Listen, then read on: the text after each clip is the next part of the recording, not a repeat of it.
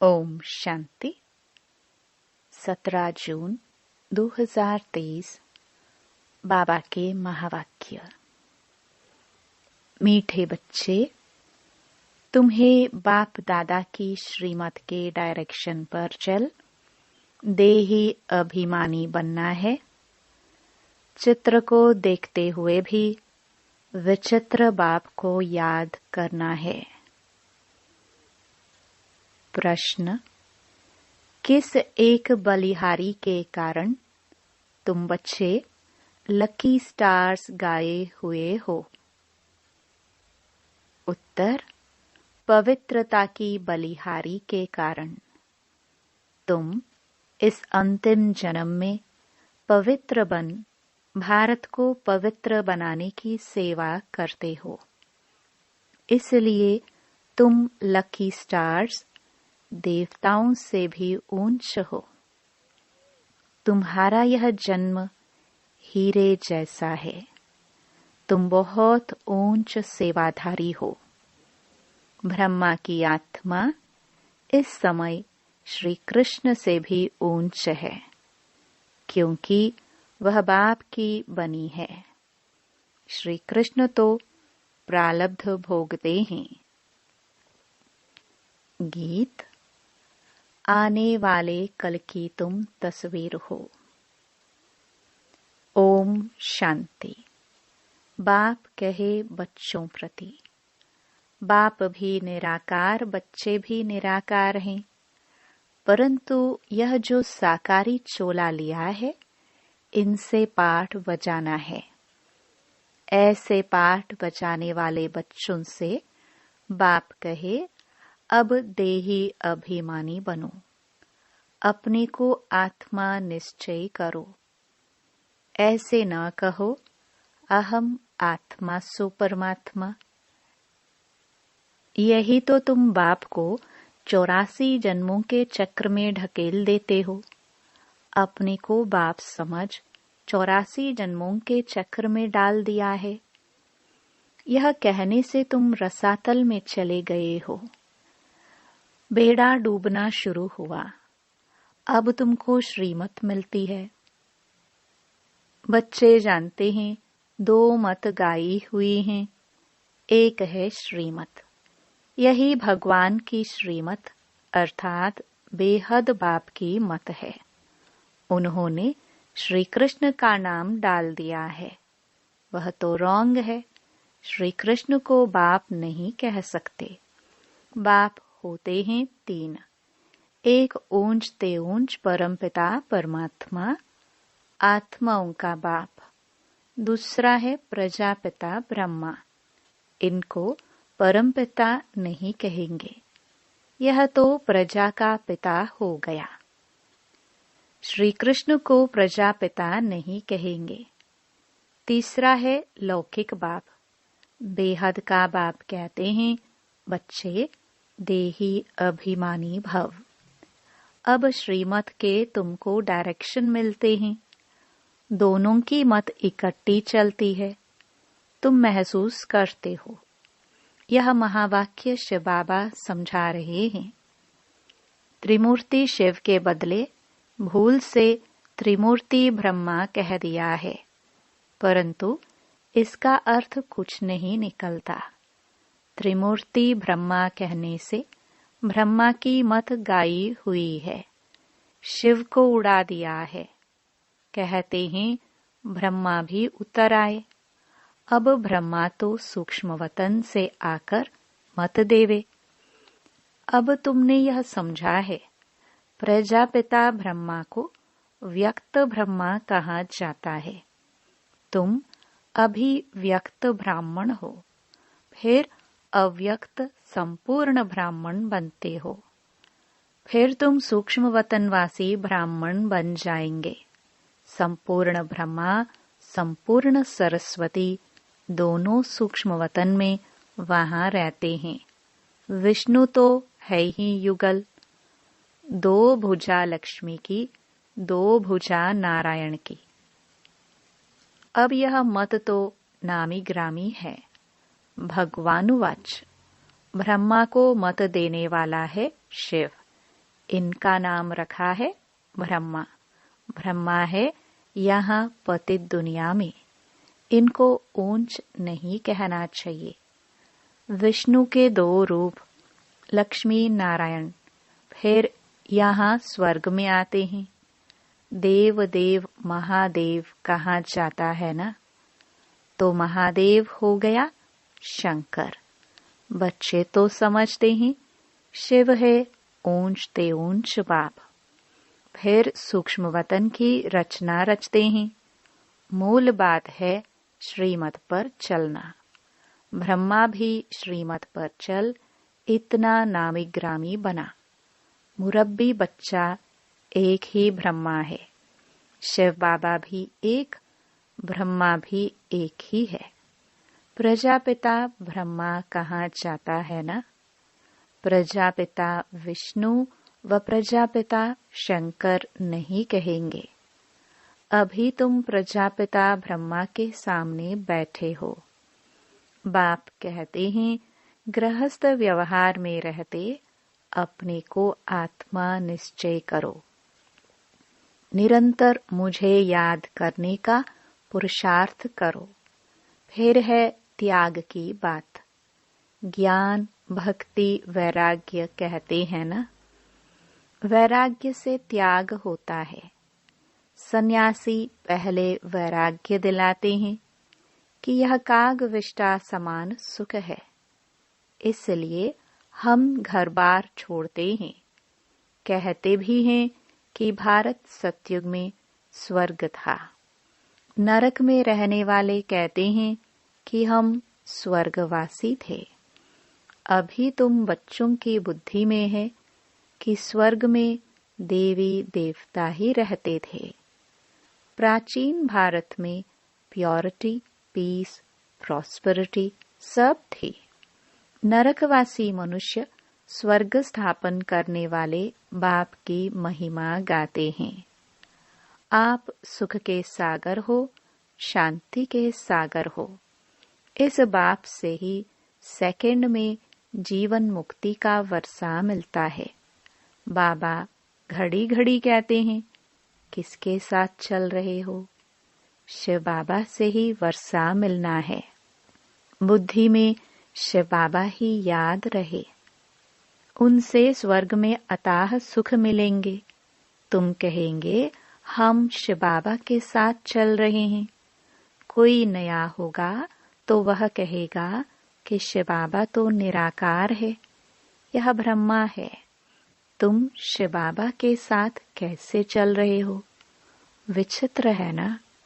तुम बच्चे जानते हो हम शिव बाबा के सम्मुख बैठे हैं। शिव बाबा का कोई आकार साकार रूप है नहीं। वह निराकार इनके ही शरीर में आते हैं, इनमें आकर बतलाते हैं। यह अपने जन्मों को नहीं जानते हैं। अभी तुम जानते हो बरोबर हमने 84 जन्म पूरे किए। 84 जन्म ही गाए जाते हैं। सतयुग में लक्ष्मी नारायण थे तो जरूर यही 84 का चक्कर लगाते हैं।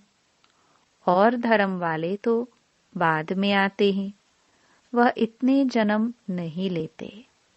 पहले आत्मा सतो प्रधान होती है, फिर पिछाड़ी में तमो प्रधान बनती है। तो यह है श्रीमत भगवान की। ब्रह्मा को भी वह मत देते हैं, परंतु मुरब्बी बच्चा होने कारण अच्छी रीति धारण कर समझाते हैं। कभी वह भी आकर समझाते हैं। कहते हैं बच्चे देही अभिमानी भव। शिव बाबा भी कहते हैं, ब्रह्मा भी कहते हैं देही अभिमानी भव।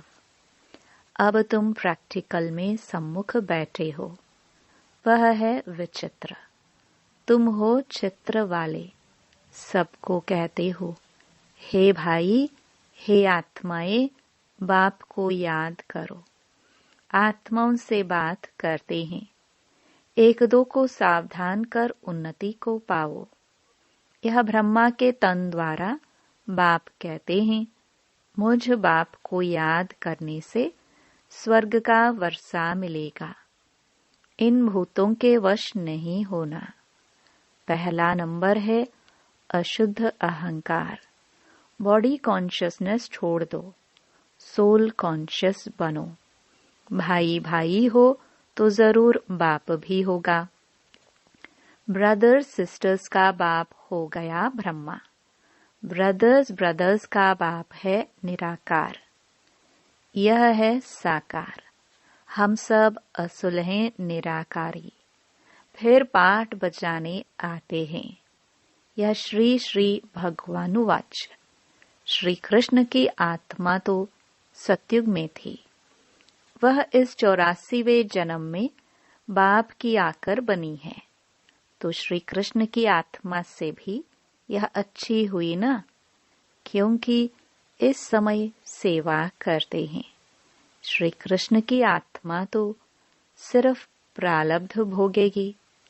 तो दोनों में कौन बड़ा, कौन ऊंच हुआ? 84 जन्म में जो पहला जन्म वाला श्री कृष्ण है वह ऊंच, या इस समय वाला ब्रह्मा ऊंच? वास्तव में हीरे जैसा जन्म तो यह है, क्योंकि यहाँ तुमको प्राप्ति होती है। वहाँ ऐसे नहीं कहेंगे कि प्राप्ति होती है। इस समय ही तुमको सारी प्रॉपर्टी मिलनी है। तुम बहुत ऊंच सेवाधारी हो। तुम भारत को स्वर्ग, पतित को पावन बनाकर फिर इस पर राज्य करने वाले हो। तुम हो लकी स्टार्स। तब तो सब माथा टेकते हैं ना। यह सारी पवित्रता की बलिहारी है।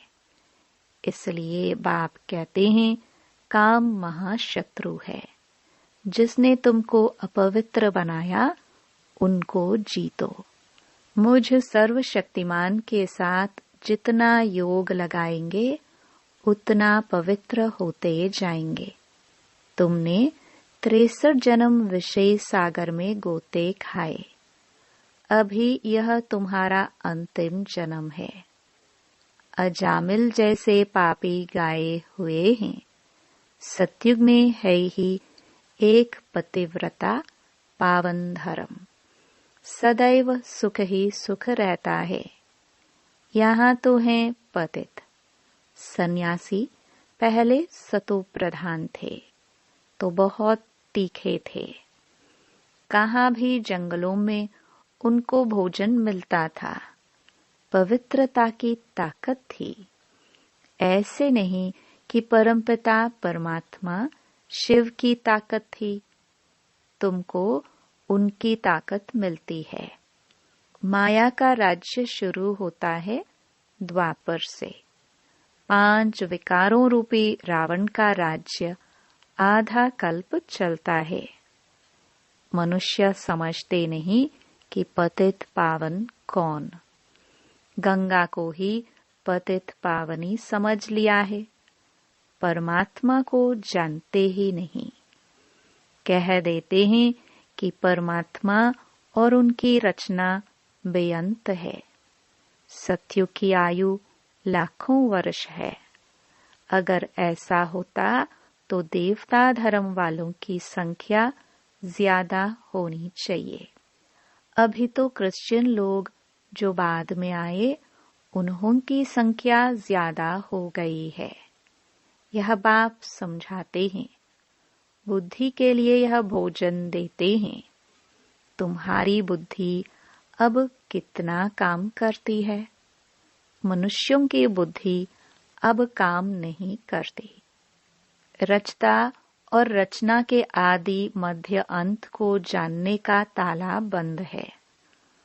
उनका है हद का संन्यास, हठ योग। तुम्हारा है बेहद का संन्यास, राजयोग।